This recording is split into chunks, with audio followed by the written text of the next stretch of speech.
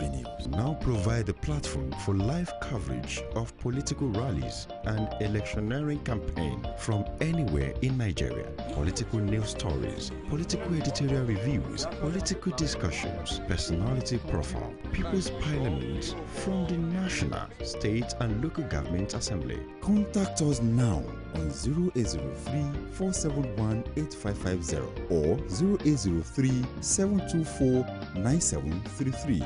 01453 3407. Our 24-hour news station.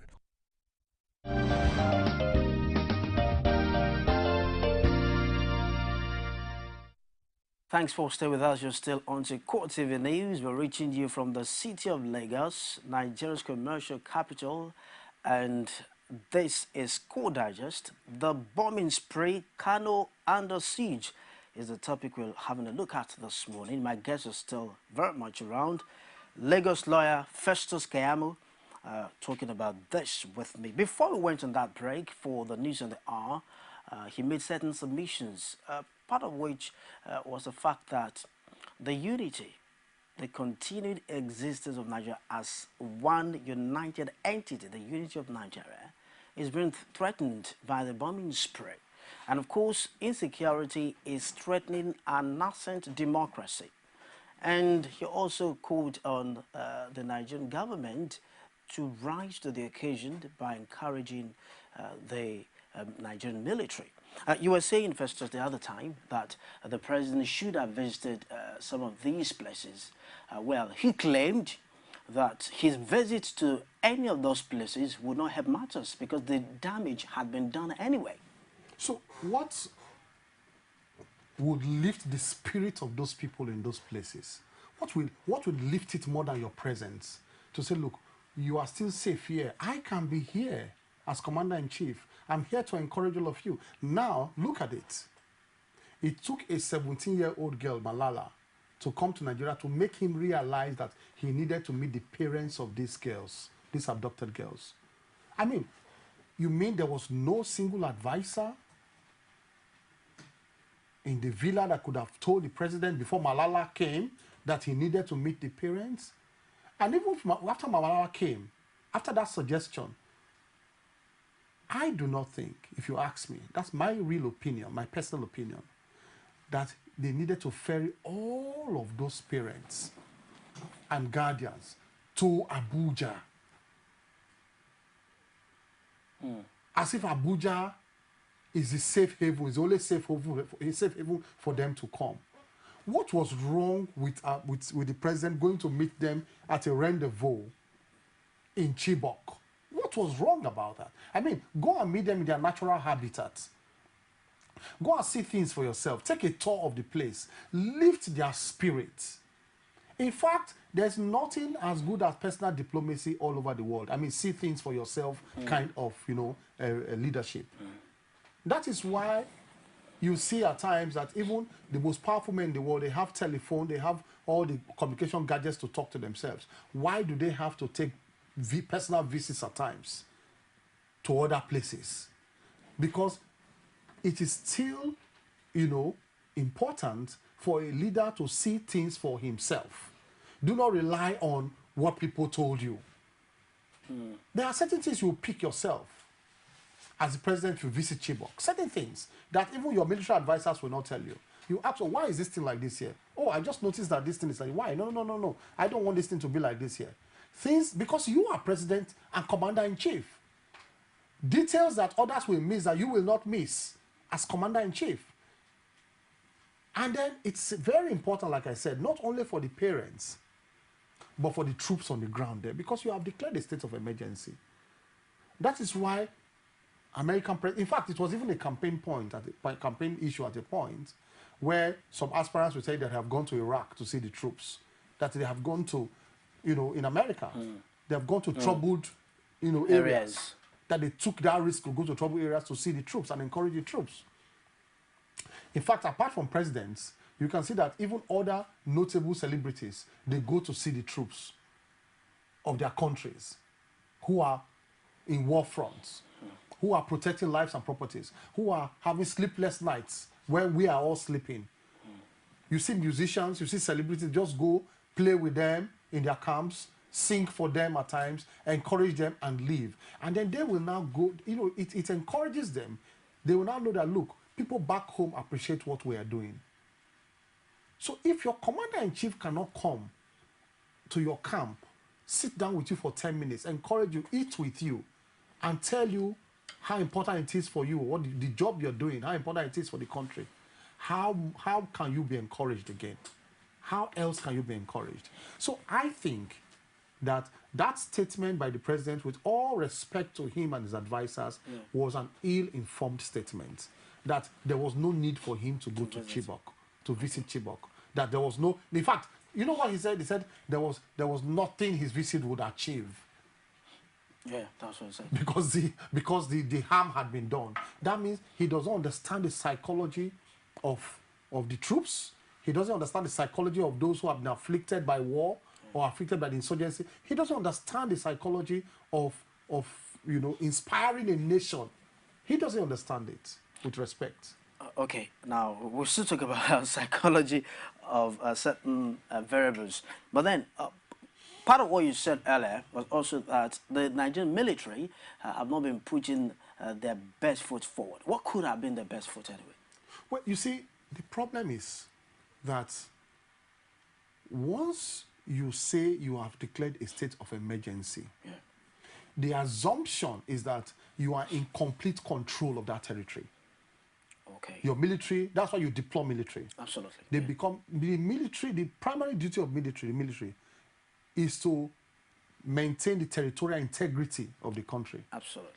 For the police is to keep peace, civil peace within the country.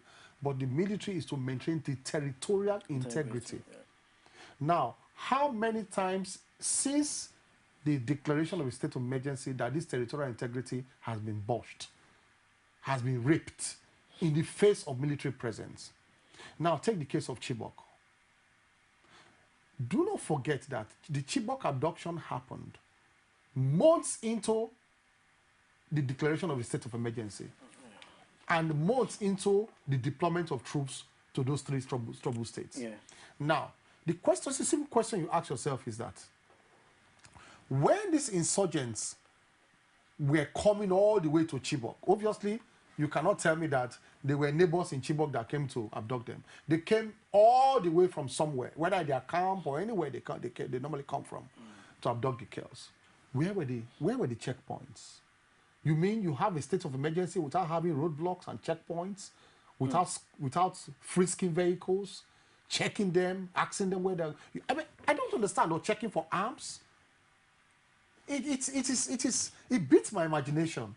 They came all the way with truck, you know, they came with buses and all that to take those girls, and operated for hours.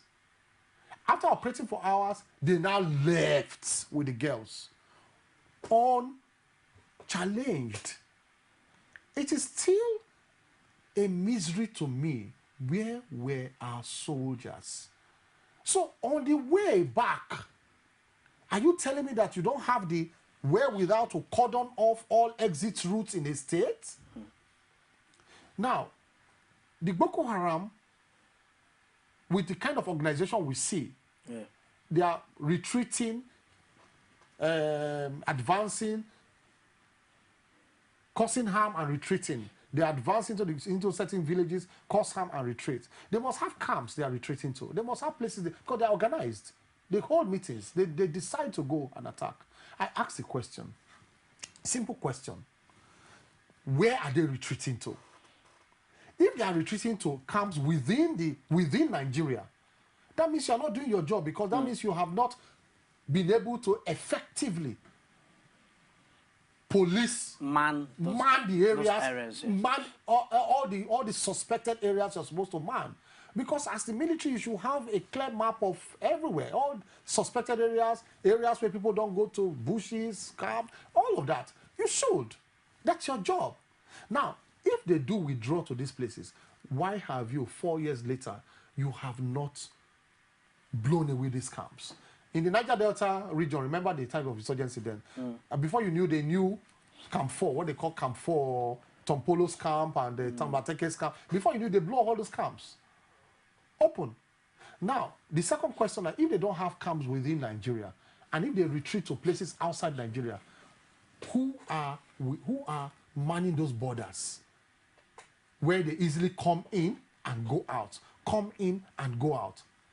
Where are our security personnel who are supposed to man these borders and check where they go in and come out? Yeah. So it's either if you look at it from both ways, whether they are inside the country or they are outside the country, what we are seeing is a complete failure of our security forces in checking.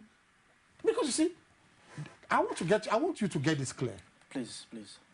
It is not a situation where they have mapped out a territory for themselves, like you have a war or a secessionist group. That is quite understandable. Okay. Like you had Biafra. Okay.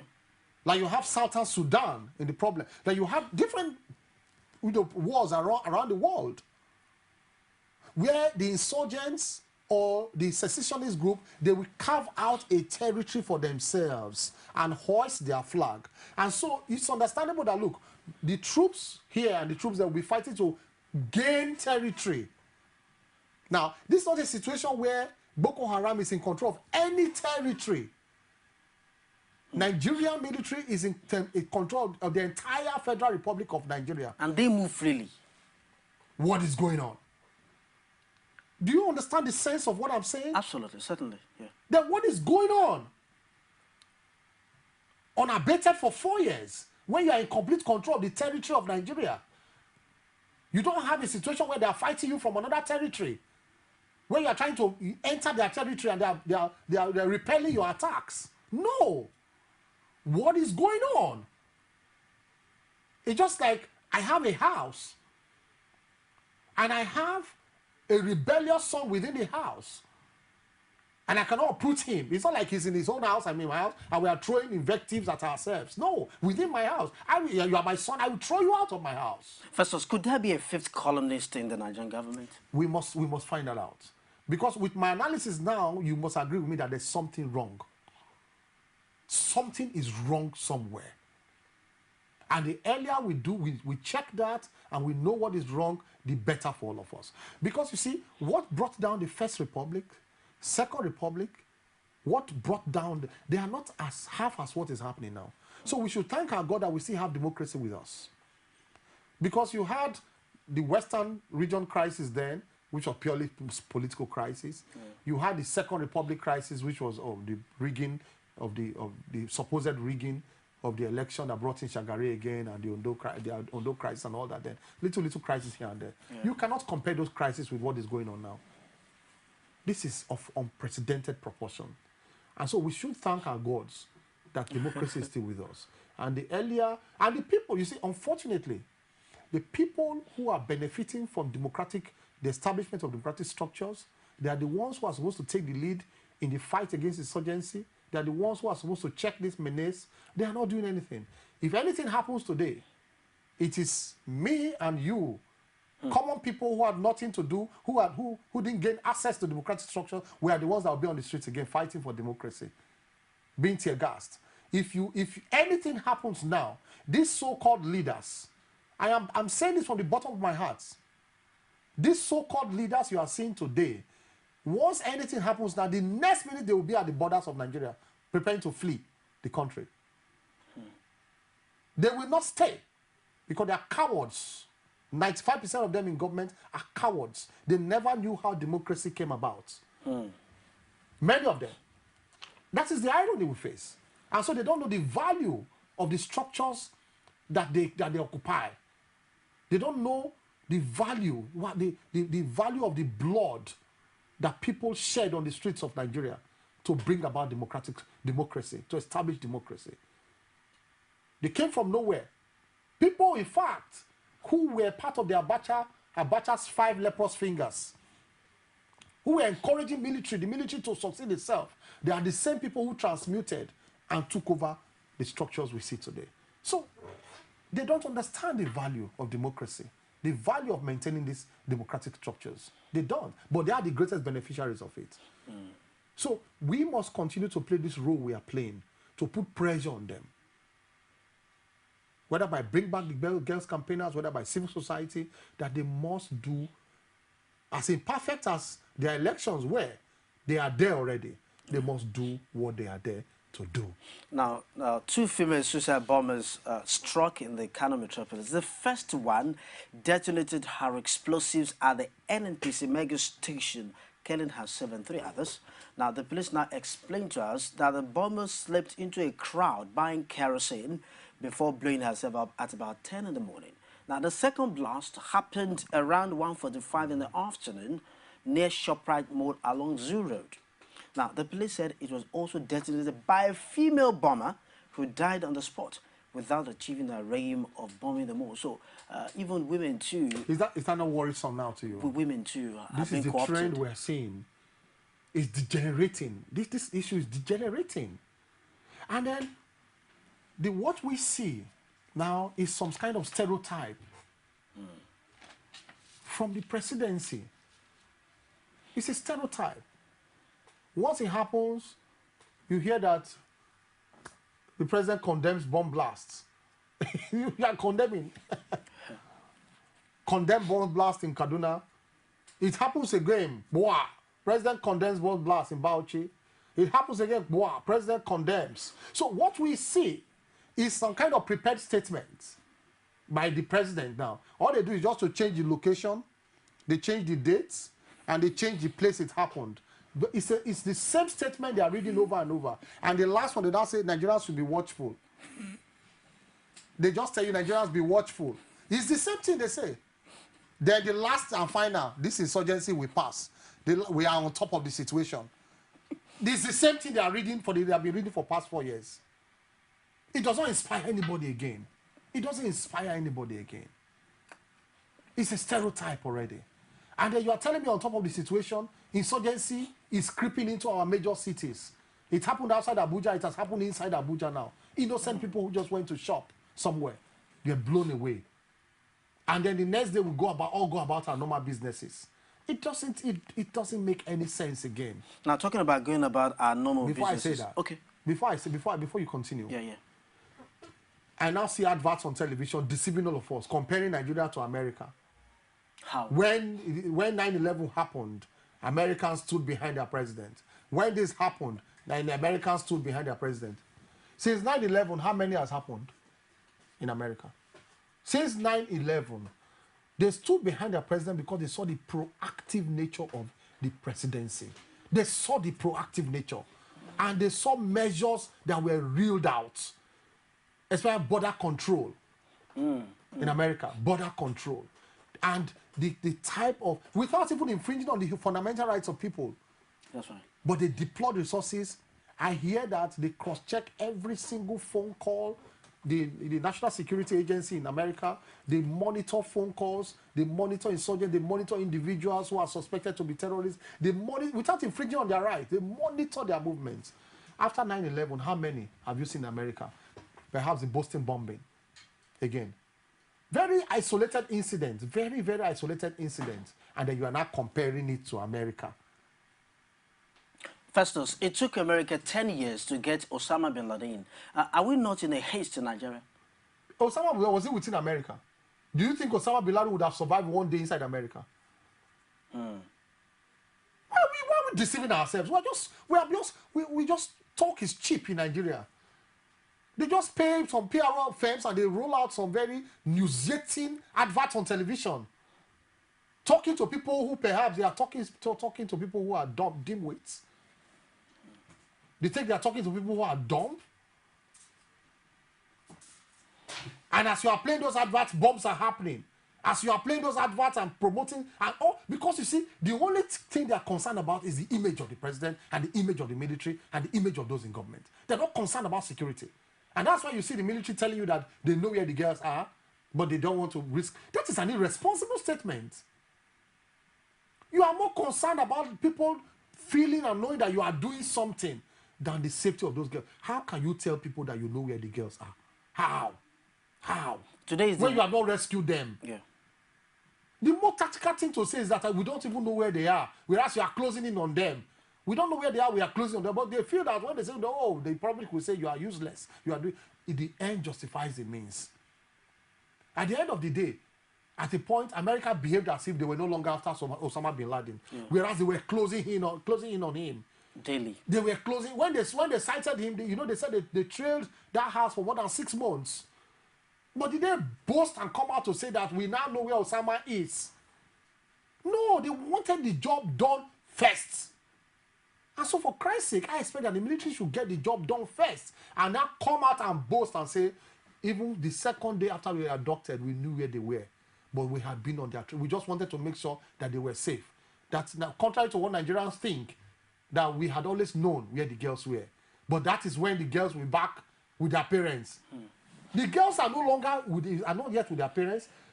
They are still within the hands of terrorists. You are telling the nation that you know where they are because you are concerned about your own image than the safety of those girls. I don't know what else to say. It's my country. This is my country, and I must be frank in what I say.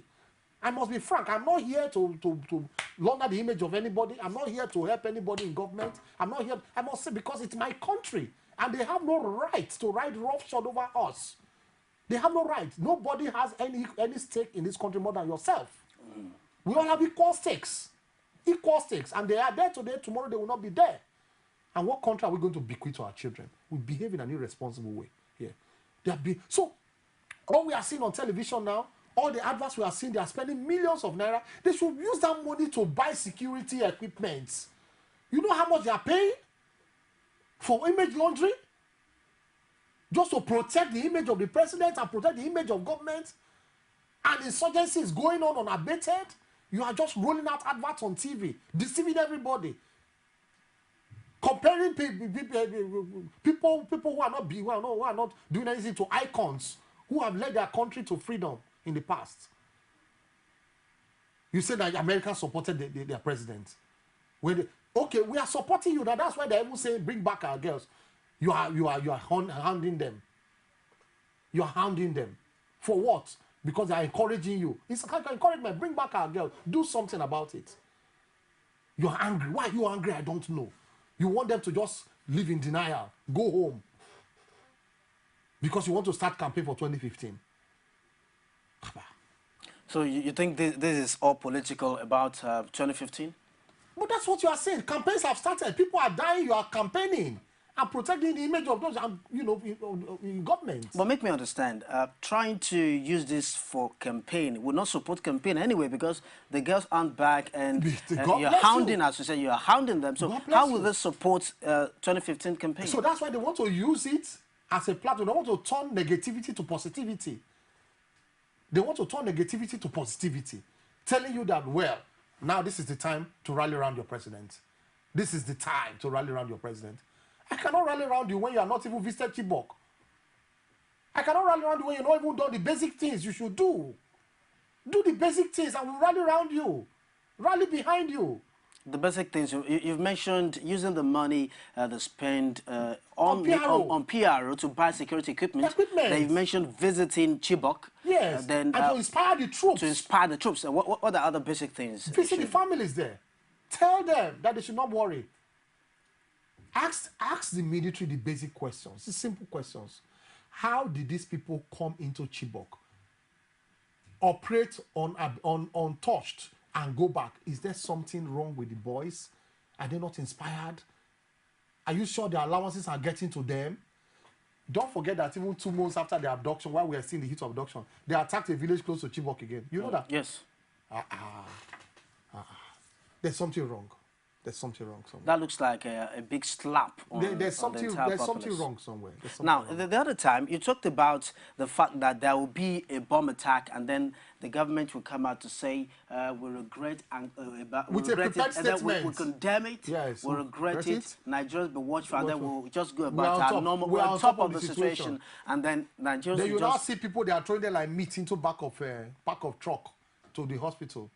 And that is the end of the story. And then we'll just go about our normal business. Yes. Now, talking about going about our normal businesses, now, Kano, which is our focus today, Kano, the Kano urban area covers 137 kilometers squared and comprises 6 local government areas. Now, the Kano municipal Fage, Dala, Gwale, Tarani, and Nasarawa, with a population of 2,162,000 3,225 at the 2006 Nigerian census. That was what we got. Now, the metropolitan area covers 499 kilometers squared and comprises 8 local government areas. Now, the thing is, when you look at the huge nature of the commercial activities that go on within Kano alone in Nigeria, what does this portend for economy? Well, you know, Kano is the heartbeat of the north. Yeah. I love Kano a lot because some years ago I was very regular in Kano. Okay. I was practicing very much in it. I had too many cases in Kano. In fact, there was a point that almost every week for 5 years on a row I was in Kano every week. At the point I even had a place, you know, that somebody gave me to be staying permanently in Kano. Wow. So I love Kano. You know, you've not been to Kano. It's a lovely place. Yeah. You know, it's after this insurgency I got scared. I've not been going there quite regularly. You know, so it's to let you know that it is a blow to the north and to the economy of the north. It's a big blow what is going on, because the nature of Kano, the shared nature and the importance of Kano to the north and to the northwest region cannot be overemphasized. And you have commercial activity. You have foreigners, a lot of foreigners in Kano, if you don't know that. Commercial people who are interested in commerce. Kano is more commercial than even industrial, because a lot of commercial activities, even from the Sahara, the whole of the Sahara, the African region, Central Africa, they all come to Kano to trade and go back. Most of the goods come into Nigeria from Kano too. Most goods, you know, that you see come into Nigeria from Kano also. So it is scary, and it's going to definitely affect the economy of the north, or most part of the north. And so you see that this the effect of this is multidimensional. The effect of what is going on right now. Now, Section 14 of the 1999 Constitution, as amended in 2011, talks about the government's primary responsibility being to provide the populace with security and welfare. And we're looking at security now, and don't you think that is, if security is failing, don't you think it's a major minus for even the welfare of the people? No, but you see, unfortunately, you are just saying the obvious. Each question you ask is the obvious, because it's unfortunate we don't see it that way here. Government does not see it that way here. They tell you that it's a worldwide trend, and so it must happen here. So you are telling us that there's some kind of inevitability of what is happening here. That it's happening all over the world. We are only just having a fair share. What do you mean by having a fair share of something that does not concern you? Have we been an Islamic country? It's happening in places where there have always been these issues about religion, about a particular tribe being maybe more Islamic or Muslim, and another tribe being more Christian. You know, that is what normally brings. But you have a situation in Nigeria where we are so blessed that you have Muslims spread all over the place. So you don't have one particular tribe that is pro-Muslim and that tribe that is pro-Christian. That's our blessing in Nigeria. You have a lot of Muslims and Christians in the north. That's why you can hear Christian north. Because you have states like Adamawa that are heavily Christian, other states, Taraba, that's Christian Muslim. Then you have the northeast that purely, you have a beautiful mixture of it. In the west too, you can see that the Yorubas are purely mixed between Christians and Muslims. You have them. And then it's also in the south. You have a lot of Fuga people, Edo North and all that. You have a lot of Muslims in Edo North and, South, and some parts of the South. So it's a beautiful mixture we have here. So we've never had issues of conflict of religion. We've never. So you think the Boko Haram insurgency, you think it's actually religious? At least that's a facade. That is what we hear. That is, they don't want to Islamize Nigeria. So you are even giving them a reason to bomb in effect, even if it is a subterfuge, even if it's a facade, even if it's just a reason they are putting, you have given them a reason in the first place. You are giving them a reason. If there's no reason at all, then they will have no ground to stand upon. So there is no reason for it in Nigeria. As the president is saying that we are having a fair share. Just deal with it. Because when you are dealing with it, everybody will be behind you, because the country is not divided between Christians and Muslims. They are not. If you have a division, then the president will have a problem first. Because the problem will even be, first of all, to deal with that division. Are you following me? Absolutely, yeah. That is if the problem that most rulers are facing all over the world, because you have a clear division that you cannot even deal with first before you now have the war promoting that division. But here we don't have that division. So he has the luck of having people behind him, both religions behind him. Christians are condemning it, Muslims are condemning what is happening. If you have a situation like you had some crisis all over the world, even the Shiites and this other tribe that were fighting, you had people, prominent people who were supporting the Shiites, who will be supporting this faction because of their religious inclination and because that faction is seen to be fighting for their interest. So you don't have that in Nigeria, where Muslims are supporting Boko Haram to say, yes, they serve Nigeria good because we have been looking for this type of problem to Islamize Nigeria. You have undermined our interests all along, Muslims, and so now we are happy we have a group fighting for us. But could that be a vested interest? Could that be a vested interest in the Boko Haram insurgency in subquarters? Because at the end of the day, you said earlier that, well, it's possible that we have a fifth columnist. Now, could there be, and there are rumors, insinuations in some quarters that some people in government are partly sponsoring Boko Haram. Now listen to this. The fact that Boko Haram is operating on a huge budget, obviously. You saw their, ammunitions and all that. You have seen them. We've seen them. Even these war tanks they have. So there is no, don't even go there. It's granted, it's taken for granted that they have huge sponsorship. But as a government, you must deal with it. Why is there government? There is government because human beings by nature tend to be, rebellious. So government brings you back to track. So instead of you as government bemoaning your fate, what we hear is that government bemoans his fate. Opposition, they are the ones behind this. No, people don't want us. People don't like our face. People don't like this. You are bemoaning your fate. You are behaving like a crying baby. We don't want to hear a crying baby. Just be government. Deal with it. Because you were voted for. So you don't have to come and cry before the Nigerians. That look, have you heard Obama ever crying about that? Oh, that opposition is trying to bring down. They just deal with the issues. Because you are government, you have the powers. So when you have a situation where insurgents are trying to rear their ugly head, you have the power of coercion. You have all the military apparatus at your disposal. Deal with it. Don't bemoan your fate. If there's anybody linked with it, arrest the person, bring the facts out for the public to see, deal with that situation and put it behind you. You are government. Don't tell us, oh, we know.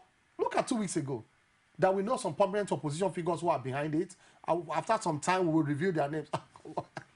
That's the most irresponsible statement I've heard of from government.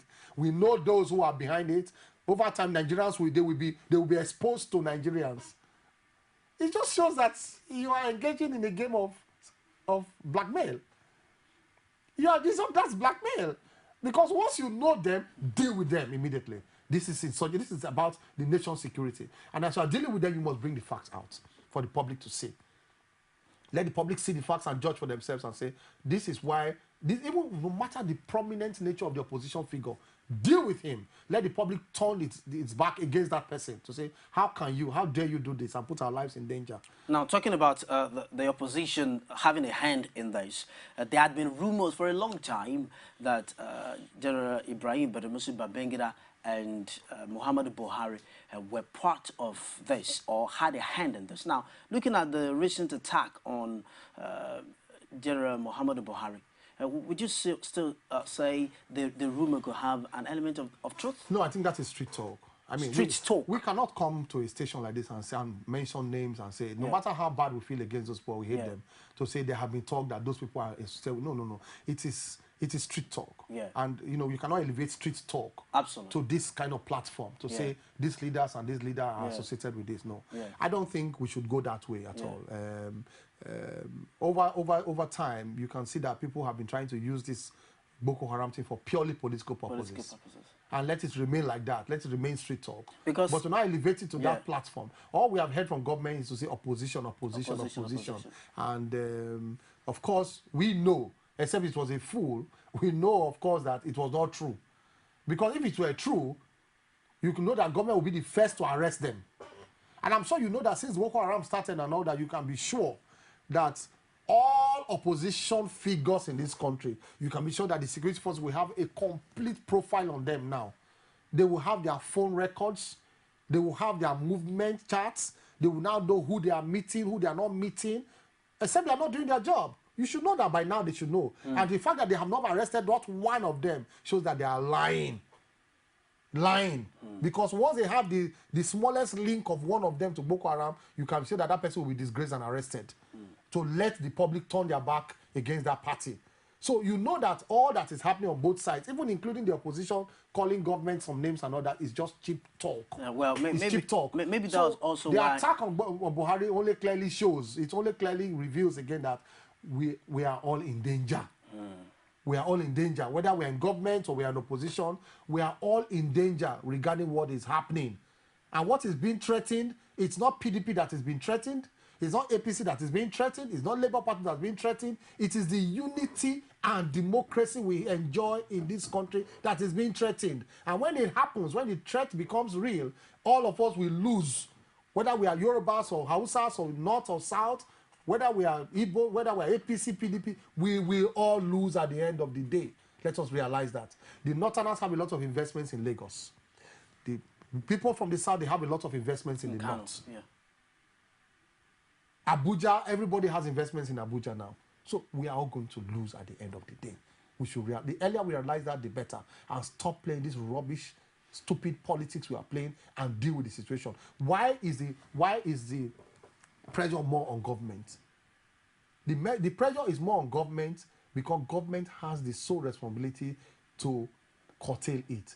Now, the only stupid thing I see here, with respect, if you permit me, is that they are equating attack on government as attack on PDP. Government is not PDP. Once you are government, you are no longer PDP. I hope you know that. You are government of the entire Republic, Federal Republic of Nigeria. So any attack on Jonathan, the PDP reacts. An attack on Jonathan is not an attack on PDP. It's an attack on the president of the country for not doing what he should do. All of a sudden, the PDP reacts to say, leave our man alone. But if your man does not perform and something happens, you will not be PDP again. And I think looking at the accusation which we've judged as street talk now, maybe that was why Reverend Tony Bakare of the Lateran Assembly and convener of Save Nigeria Group came out to say the attack on General Muhammadu Buhari clearly showed all Nigerians that he was never at any time a Boko Haram sympathizer. Whoever said so in the first place must have his head checked. I mean, you can't make reckless statements like that. That people who have fought for the unity of this country. I mean, with respect, I won't. Let us be frank. You want to compare Jonathan, who has been a class teacher, to somebody who fought a war to keep this country together, and you accuse him, you don't get up and accuse him of sponsoring such attacks? That is irresponsible. Now, people who fought for this country and laid their lives and sustained injuries in war, trying to keep this country together, because of politics, that you get up all night and accuse them of all kinds of things. No. It's unfair. It's unfair. Now, Festus, as we try to round off, now, do you think the emergence of the new Emir of Kano, Sanusi Lamido Sanusi, has any role to play or has a way of instigating the Boko Haram insurgency in Kano? But there has been bombs in Kano now, even before, Sanusi. Yeah. Do you think before Sanusi, do you think that has helped in any way? It has not helped because just immediately before Sanusi, when there was one in Sabongeri where somebody pushed what's it called, a wheelbarrow, A cart. where they were drinking at night. Just this year. Yeah. There's no. You see, let us not overstretch this thing to individuals. That's what I'm saying. Let us not play politics with it. We should just tell government to deal with it. And if you don't deal with it, pack your load and go. If you can't deal with it, let somebody else deal with the situation.